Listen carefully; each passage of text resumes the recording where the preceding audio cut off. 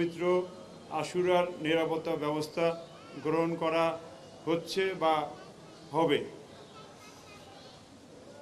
এর মধ্যে ধর্মীয় প্রতিষ্ঠান কেন্দ্রিক নিরাপত্তার বর্ণনা আমি করছি। পবিত্র আশুরাকে কেন্দ্র করে মহরমের 1 তারিখ থেকে 10 তারিখ পর্যন্ত ঢাকা মেট্রোপলিটন পুলিশ কর্তৃক ধর্মীয় প্রতিষ্ঠানে গৃহীত নিরাপত্তা ব্যবস্থাসমূহ উল্লেখ করছি।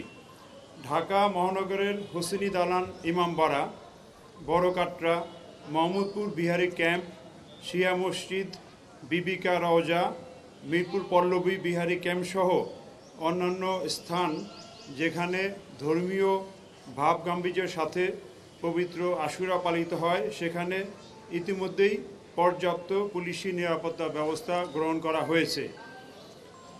কেন্দ্রীয়ভাবে সকল অপরাধ বিভাগ কর্তৃক শিয়া ধর্মীয় ও অন্যান্য সংশ্লিষ্ট নেতাদের সাথে নিরাপত্তা সংক্রান্ত সমন্বয় সভা করা হয়েছে। ইমামবাড়ার আশেপাশে সংশ্লিষ্ট এলাকায় চেকপোস্টের তৎপরতা জোরদার করা হয়েছে। ইমামবাড়া সমূহের আশেপাশে এবং পার্শ্ববর্তী বিভিন্ন উঁচু ভবনসমূহের সাথে সাদা পোশাকে এবং ইউনিফর্মে পুলিশ উপস্থিত থেকে সার্বক্ষণিক নজরদারি সহ নিরাপত্তা ব্যবস্থা পালন করছে। ইমামবাড়া সমূহে অনুষ্ঠান শুরুর পূর্বে ডিএমপির কাউন্টার টেরোরিজম ইউনিটের ডগ স্কোয়াড দ্বারা সুইপিং করার ব্যবস্থা নেওয়া হয়েছে।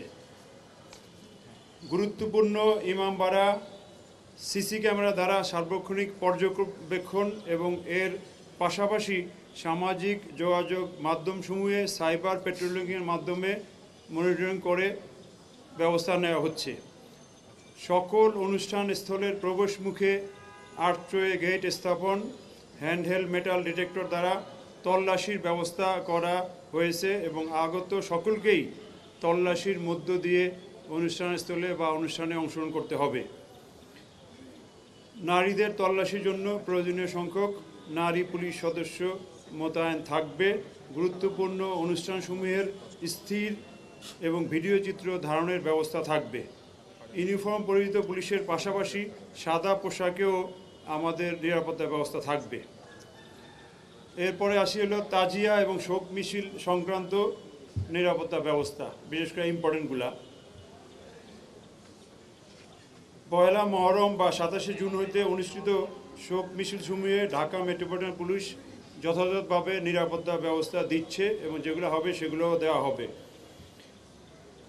এই মিছিল সংক্রান্ত বিষয়ে কয়েকটা পয়েন্ট উল্লেখ করছি। যে সকল রাস্তায় তাজিয়া বা শোক মিছিল অনুষ্ঠিত হবে সে সকল রাস্তায় পর্যাপ্ত সংখ্যক পুলিশি ফোর্স মোতায়েন থাকবে।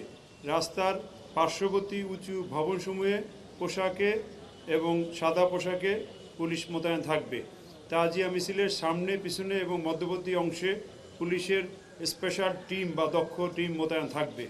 গুরুত্বপূর্ণ রাস্তাসমূহ সিসি ক্যামেরার আওতায় থাকবে এবং গুরুত্বপূর্ণ এলাকায় ওয়াচ টাওয়ারও স্থাপন করা হবে। তাজিয়া মিছিল চলাকালে যানজট নিয়ন্ত্রণে যথাযথ ট্রাফিক ব্যবস্থা থাকবে, সেটা পরে আরেকটু বিস্তারিত উল্লেখ করা হবে। বড় ধরনের মিছিল শুরুর পূর্বে সংশ্লিষ্ট এলাকা সুইপিং করা হবে। ফুটপাতে কোনো দোকানপাট বা অন্য কোনো অবস্ট্রাকশন বা প্রতিবন্ধকতা থাকলে তা যথাসময়ে অপসারণ করা হবে বা সরিয়ে দেওয়া হবে। অন্যান্য নিরাপত্তা ব্যবস্থা: ধানমন্ডি লেকে কারবালা ডুবুরি দল, অগ্নি নির্বাপক যান বা সরঞ্জামাদি এবং প্রয়োজনীয় মেডিকেল টিম মোতায়েন থাকবে। বোমা বিস্ফোরক বিশেষজ্ঞ দল এবং সিআইডির crime scene team stand by থাকবে যাতে দ্রুত রেসপন্স করতে পারে। নিষিদ্ধ সংগঠন বা অন্যান্য সন্ত্রাসীদের বিরুদ্ধে গোয়েন্দা নজরদারি চলমান এবং প্রয়োজনীয় ব্যবস্থাও নেওয়া হচ্ছে। সামাজিক যোগাযোগ মাধ্যমে যে গুজব বা অপপ্রচার বন্ধে আমাদের দক্ষ টিম সাইবার মনিটরিং করছে এবং অব্যাহত রাখবে। এই নিরাপত্তা ব্যবস্থার বিষয়ে আমাদের আইন প্রয়োগকারী অন্যান্য সংস্থার সাথে এবং সেবা সংস্থাসমূহ যেমন ফায়ার ব্রিগেড বা স্বাস্থ্য মন্ত্রণালয়ের সাথে প্রয়োজনীয় সমন্বয় করে ব্যবস্থা থাকবে। ইমামবাড়া কর্তৃপক্ষ মিছিল আয়োজনকারী এবং অংশগ্রহণকারী যারা আছেন তাদের জন্য আমাদের কিছু অনুরোধ থাকবে। সেটা হলো ইমামবাড়া কর্তৃপক্ষ মিছিল আয়োজনকারীগণ যেন নিজস্ব নিরাপত্তা কর্মী বা স্বেচ্ছাসেবক নিয়োগ করে এই নিরাপত্তা ব্যবস্থাকে জোরদার করতে সহায়তা করে। তাজিয়া মিছিলে অংশগ্রহণকারীরা যেন কোনো প্রকার ধাতব পদার্থ, দাহ্য পদার্থ, ছুরি, চাকু, তরবারি, লাঠি, বল্লম বা ব্যাগ বা বিভিন্ন সুটকেস, ছাতা বা সন্দেহজনক প্যাকেট নিয়ে অনুষ্ঠানস্থলে বা মিছিলে না আসে। এই মিছিলে অংশগ্রহণকারীরা যেন আতশবাজি বা পটকা ব্যবহার না করে। আপনারা জেনেছেন ইতিমধ্যেই, আমরা মিডিয়া প্রেস বিজ্ঞপ্তি দিয়ে দিছি এই পটকা বা আতশবাজি এই সংক্রান্ত জিনিস বন্ধ থাকবে। পাঞ্জা মেলানোর সময় অনেক সময় ভীতি সঞ্চার হয়, সেজন্য ভীতি সঞ্চার না হয় সেই ব্যবস্থা রাখা এবং রাতে পাঞ্জা মেলানো থেকে যথাসম্ভব বিরত থাকা। মিছিলে অংশগ্রহণকারীরা যেন উচ্চ মাত্রায় শব্দতরী যন্ত্র যেমন পিএসের মাইক বা ঢোল ইত্যাদি বাজিয়ে আমাদের ঢাকাবাসীকে বেশি বিরক্ত না করে, এটাও খেয়াল রাখতে হবে। মিছিলে সুশৃঙ্খলভাবে সবাই যেন অংশগ্রহণ করে এবং মিছিল শেষে সুশৃঙ্খলভাবে যার যার গন্তব্যে চলে যায়, এটাও আমাদের আহ্বান থাকবে। এই মিছিল চলাকালে নিশানে উচ্চতা বেশি হওয়ার কারণে অনেক সময় দুর্ঘটনা ঘটে, রাস্তায় অনেক তার থাকে, এগুলা খেয়াল রাখতে হবে।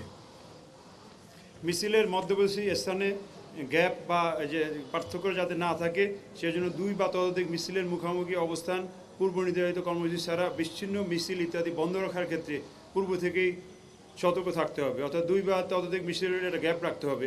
অনাকাঙ্ক্ষিত ঘটনা রোধকল্পে রাত্রিকালে নিজস্ব ব্যবস্থাপনা, বিশেষ করে জেনারেটর রেখে আলোর ব্যবস্থা করতে হবে। অনেক সময় লোডশেডিং হতে পারে।